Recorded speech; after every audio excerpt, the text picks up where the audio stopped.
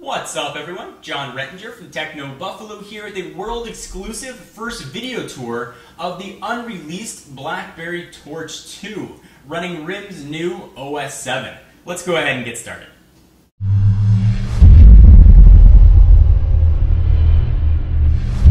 First, I want to thank the folks at Negri Electronics for hooking us up with this model. When the Torch 1 was released, it looked to be a perfect marriage of BlackBerry devices. It had that touchscreen and modern multi-touch browser users have been clamoring for, coupled with that bold style keyboard that the RIM faithful loved. However, outdated specs and an underwhelming screen means the Torch didn't set the world on fire. RIM is hoping the Torch 2 is going to rectify that. So from a mere aesthetic standpoint, the Torch 2 looks almost identical to the Torch 1. It's got the same 3.2-inch diagonally size screen. It's got the same 4 buttons across the bottom. You've got the optical trackpad, which can be selected, so it's actually a 5-way navigation. However, the big differences here are really under the hood. Let's start with what you're going to be looking at, and that is the screen. As I mentioned, the same 3.2-inch size. However, the resolution has been upped significantly.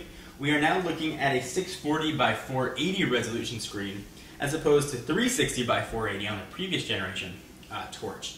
It's got a 1.2 gigahertz processor, making it almost twice as fast, at least from a clock speed, of the 624 megahertz processor found in the Torch 1. 8 gigabytes of internal storage, expandable with micro SD. This particular model has support for AT&T's 3G, but not support for their HSPA+. And that may change by the time this gets released, and we're hearing early summer timeframe. There may be a T-Mobile version. This particular pre-release hardware, though, has support for AT&T's 3G bands. The first Torch, of course, was released on AT&T, so it's presumed that the carrier will see this model as well. So let's start with one of the key OS 7 features that BlackBerry announced at BlackBerry World, and that was the voice-activated universal search. In the upper right-hand corner, you've got that familiar universal search icon. If you go ahead and click it, now I've got a microphone there to the right. If you select it, voice-enabled universal search is unavailable. So this pre-release hardware, or maybe the software built on here, doesn't support it. The keyboard, though, you can see is the same as the initial BlackBerry Torch, or the original, rather, BlackBerry Torch.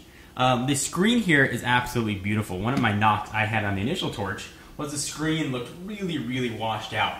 Not the case here with the Torch 2. Let me go ahead and show you. I'm going to go ahead and launch the gallery and show you some images that we have here. You can see some of the applications as well that the Torch 2 will presumably launch with.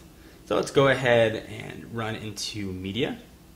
Go ahead and go into pictures. You can see some of the wallpapers that are here. And this might not do it justice translating from the camera to online to streaming video, but take my word for it, the screen here looks very, very, very pretty. And this is also a great opportunity to show the responsiveness and the speed that the Torch 2 has over the Torch 1.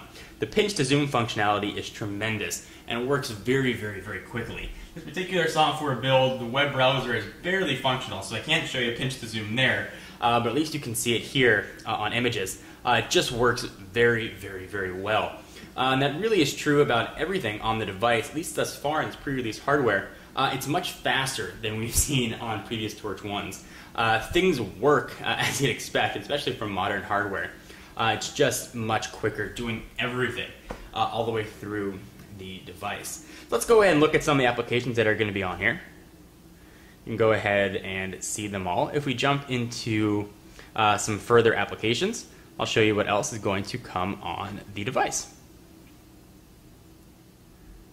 So we are now going to have Documents to Go. It's going to come pre-installed on all OS 7 devices. That was one of the new features.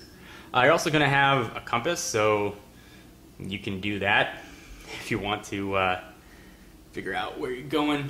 You can see that now. Nothing overly exciting here, but I do want to show you what's going to come on the device. The camera is a 5 megapixel sensor. You can see that lives right there on the back, with autofocus and LED flash. And I'll show you very quickly what that camera is going to look like. The autofocus does work very well. Go ahead and open up the camera. Go ahead and we'll put a pen out there. You can see it. Let me move back. And if we do a quick autofocus, see the camera will adjust. And I'll put some images up at the end of this video that show the camera and camcorder quality. This will also shoot HD video at 720p, a very nice addition. From a keyboard standpoint, it's exactly the same keyboard that we've seen on the Torch 1, so love it or hate it, it's going to be exactly the same. The key throw appears to be identical. It's a very comfortable keyboard to use. The rails on the side that was present on the Torch 1 are still there because, of course, this is a slider device. From a hardware standpoint and a build quality, it feels to be pretty solid. I don't have any creaking noises that I had on the Torch 1. When you go ahead and slide it in and out, you don't have any of that noise, and it looks to be pretty solidly built. On the left-hand side of the device, there's going to be your charging port. It's the micro USB standard. On the top, you've got your typical BlackBerry buttons. You've got your lock, and if you go ahead and push that, you can see the profile switcher will launch. Alright, so now let's do a quick hardware tour of the device. On the left-hand side, you've got your charging port, and that's micro USB. On the top, you got those same buttons that we saw on the Torch 1, a lot of other BlackBerry devices, the lock button and the volume mute. On the right-hand side, you've got sort of that almost ribbed-looking volume up and down, and you've got a dedicated hard button you can set for whatever you like. Non-recessed 3.5mm headset jack. On the bottom, just microphones. On the back, you've got that 5-megapixel camera and the camera there, LED flash. The battery compartment is exactly the same as we saw on the original Torch, and it is of size. Actually, I'll show you the size of it here. I believe it's 1,270 milliamp hours. That might change up by the time this actually hits production. Go ahead and pop that back in. The system is going to refresh, and that's where your expansion card is going to go. SIM card's going to slide right in there. Put the back on, it fits on exactly the same way as the Torch 1. The back is a little bit redesigned, so you could probably tell the difference between a Torch 1 and a Torch 2 out in the wild. Is there anything else that you guys want to see or know about the Blackberry Torch 2? Be sure to let us know, and check out technobuffalo.com for all the latest and greatest tech news. I am John Rettinger, and I'll see you guys in the next video. To show you that this is indeed running OS 7, we'll go ahead and jump into options.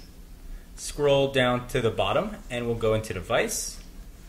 Keep scrolling on down and we'll go to about device versions, and you can see right there that this is indeed running BlackBerry OS 7.